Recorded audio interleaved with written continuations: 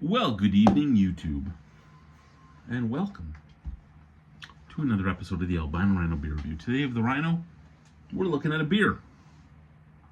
Today's beer is right over here. Today's beer is from Multinational Brewing Company, Brewing Corp, I believe. Or is it just, I don't know. I don't know if it's just Brewing Core or if it's Brewing Corp. On the can it just says Multinational. This was canned in fall of 2025. Right now, I guess it would technically be winter 2025. But this was released a week or two ago. It is November 19th right now. And this was released like November... First week in November this was released, and I picked it up a week ago, and now I'm reviewing it now. This is on 1130 15th Avenue. It's basically 15th in Winnipeg. Not too far from my home. So Pineapple Win, and I love the art. You know what, as much as I'm not always a fan of the more artsy art, like stuff like collective arts bothers me, but the art they use here I actually can get behind, and I don't know why I can get behind this, but I can't get behind collective art stuff, which is sometimes just as out there and colorful and stuff like that. But this is 5.5% alcohol by volume. It has pineapple, cinnamon, and lime in it. And it's supposed to mimic some cocktails that have been had by the head brewer. I'm intrigued because a lot of the fruit beers that come from Multinational I love. A lot of the stouts that come from Multinational I love. I'm finding that though Multinational does a lot of pale ales, and I mean they're doing a lot of pale ales that are full-heartedly competing with Rebellion and Pile of Bones in the city, because major brewers in the city, I mean Minhas is there, but major brewers in the city, you're looking at Pile of Bones, District, Bushwhacker, and Bushwhacker isn't major, it's a brew pub, but it's there. It makes some really good beers. So you have Multinational, Bushwhacker, Pile of Bones, Rebellion, District. That's your five mains. Then you have things like Minhas. On top of Minhas, you have things like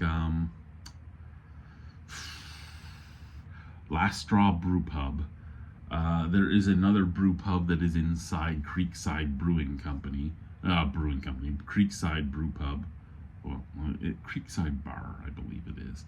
But they have a brew pub inside there as well.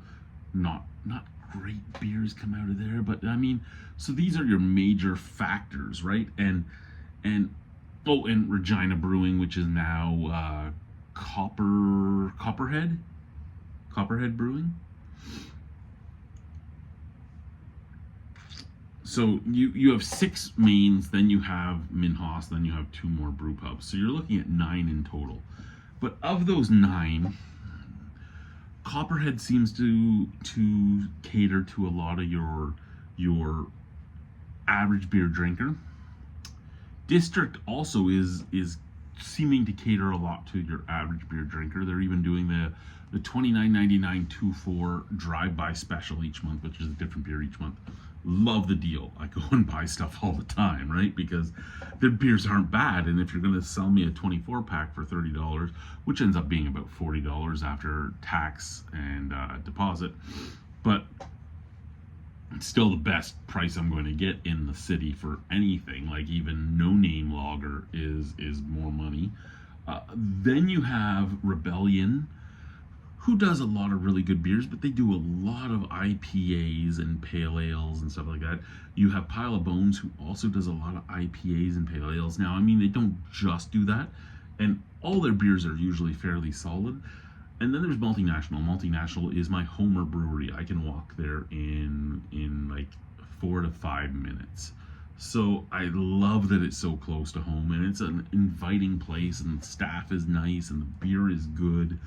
I get sad that they do as many IPAs as they do. Not because, well, one, because I don't enjoy them all that much. So it makes me sad because it doesn't wow me and make me want to go and grab them. And they make great beer, so I should go and grab them. But I mean, they're in a different spot of the city than every other brewery. So I mean, every other brewery is in this like area that most breweries are in. So it makes sense that, I mean, outside of that area you could do the same type of stuff. But there are breweries that are doing the same type of stuff where you could differentiate yourself in great ways, and you've proven you can. Like Space Knife is amazing, Rudimentary is amazing, Continuity Error is amazing, your sours are amazing. There's so many things you could I've wasted way too much time. Let's just get the fuck into this, right? Sorry, I'm talking about how much I enjoy the things they do, and I wish they would focus more on those type of things. But I don't work for them.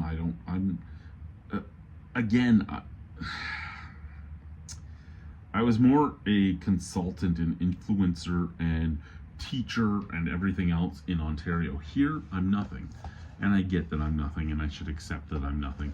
I even had a brewery contact me, and they're like, hey, are you Saskatchewan based? Because we want to know about this, and I sent them a big email back, and then I got nothing.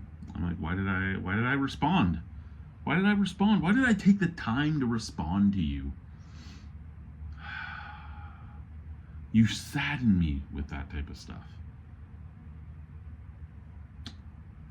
Hazy Crazy, look at that. Like, I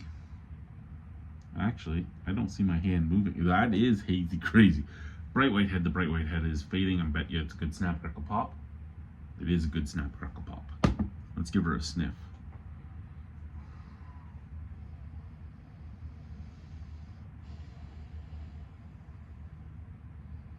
Now, for those of you that are new to the channel, you wouldn't know about the Chetty hot sauce incident.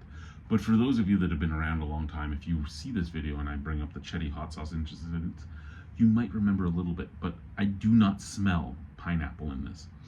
I do smell the cinnamon, and I do smell the lime out of the glass. The lime and the cinnamon is all I smell out of the glass. Chetty was a hot sauce company in Ontario, and I made a video doing their pineapple hot sauce. And we talked about how it didn't smell like pineapples per se. We started talking about pineapple juice and everything else, and we pissed one of the sons off. His name was Tom or Timothy Chetty or something like that, and he went off. He went off something fierce about about me, and then he apologized to me after I said some stuff back. And after he apologized to me on his Facebook page, him and his friends started bad-mouthing me, but his Facebook page was open and free for people to see. So then I made a video calling him out on everything, and then he hit me with a privacy strike right off the bat because I used his name. So I redid the entire video, and I put it up with all of his names blurred and didn't say anything about his names. And the memory of it came up on Facebook today, and I was like, I forgot all about that. And then it all came back, and I was like, fuck you.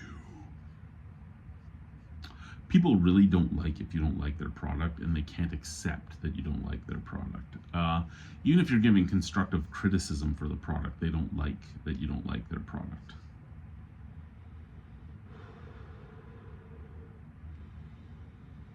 All I smell again is cinnamon and lime. I don't smell pineapple at all, which again is perfectly fine. Let's try it. Cheers.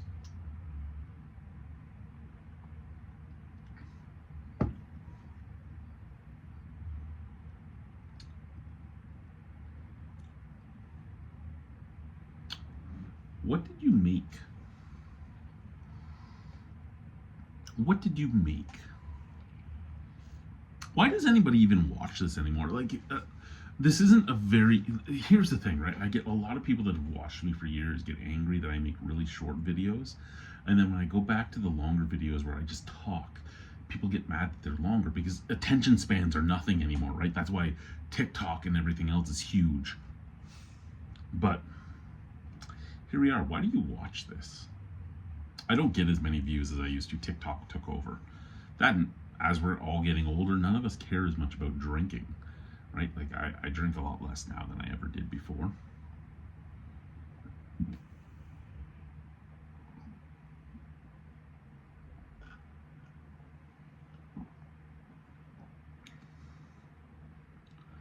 Fuck, that is good.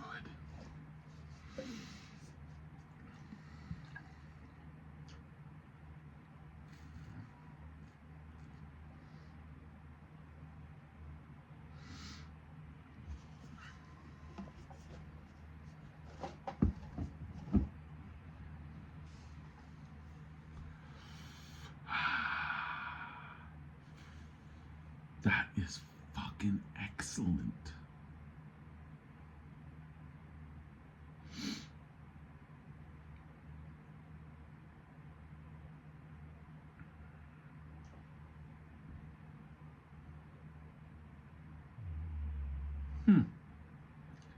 I don't know.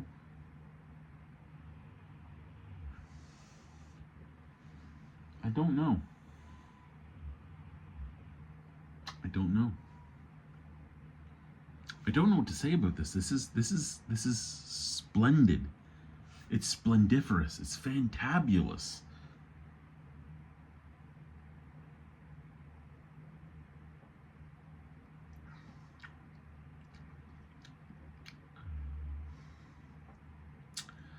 It almost tastes...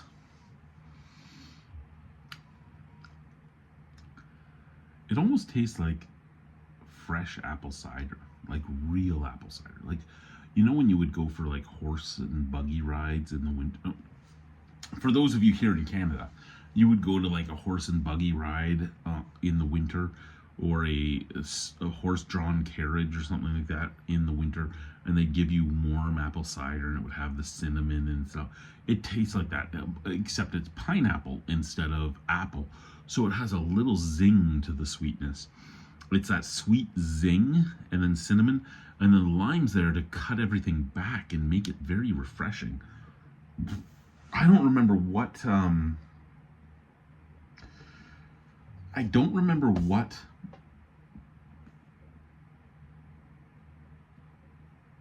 the cocktail was. He said they said he designed this after. But I'd like to drink that cocktail because this is nice. And again, this is where I get bothered by my buddies here, right? So they usually come out with something every week or every 2 weeks. But a lot of times it's a pale ale, and I just don't care to go because it's a pale ale, and I'm like, I don't really like pale ales. But I love the stuff they do. So I get saddened by the fact that I don't have a reason to go all the time. And I mean, I like walking up, but I like walking up with my wife, and she doesn't always want to walk up with me. I like walking up with her because if I'm going, I want to spend a little bit of time with her, right? We just hold hands and we talk the whole time. We're in our 40s and we just hold hands and talk the entire... I missed a lot of time with my wife, right?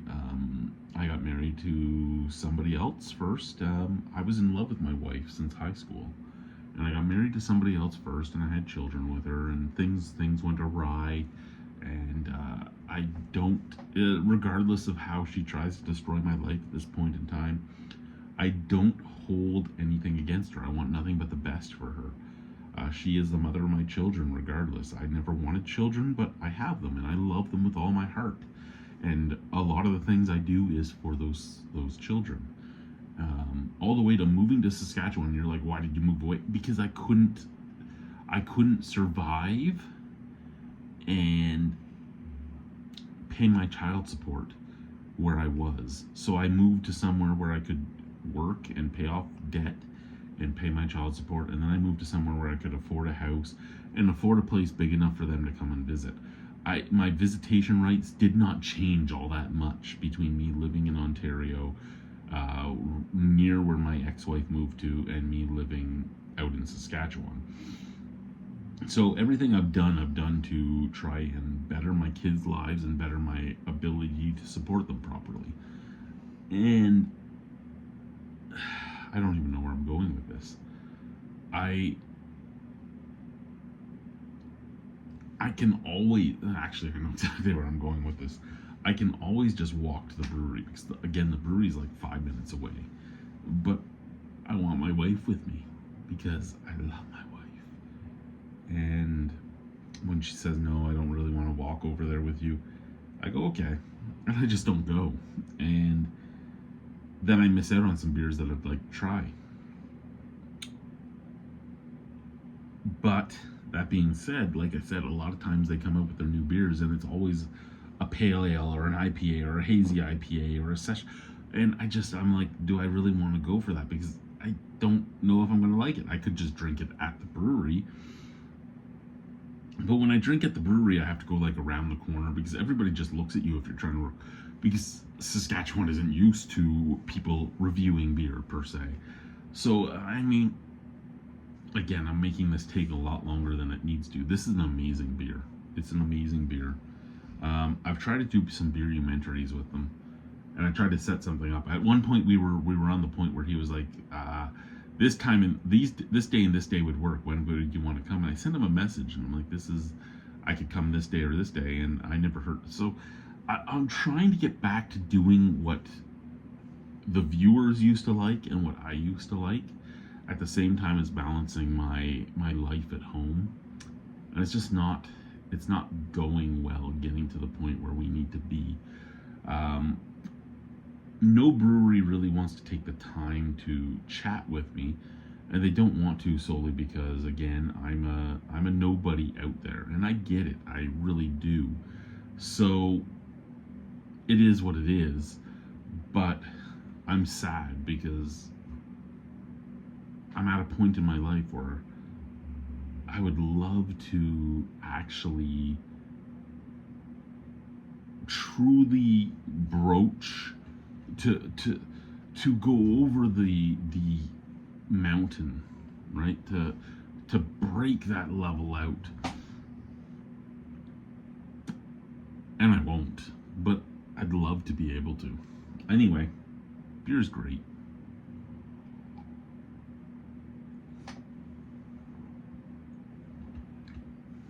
Full-bodied, light carbonation, easy drinking. You taste the cinnamon, you taste the lime, you taste the citrus. Would I be able to tell you per se that it's pineapple? Seeing the pineapple on the can, yes. Not seeing the pineapple on the can, probably not. Is it a good beer? It's a fucking amazing beer. If you like fruit beers, if you like warm apple cider, that's a beer for you. It's warm apple cider, but it's like warm pineapple cider with a little bit of lime to cut the sweetness at the end, because it starts sweet and then it cuts back. That's an 8.75 out of 10. That's an amazing beer.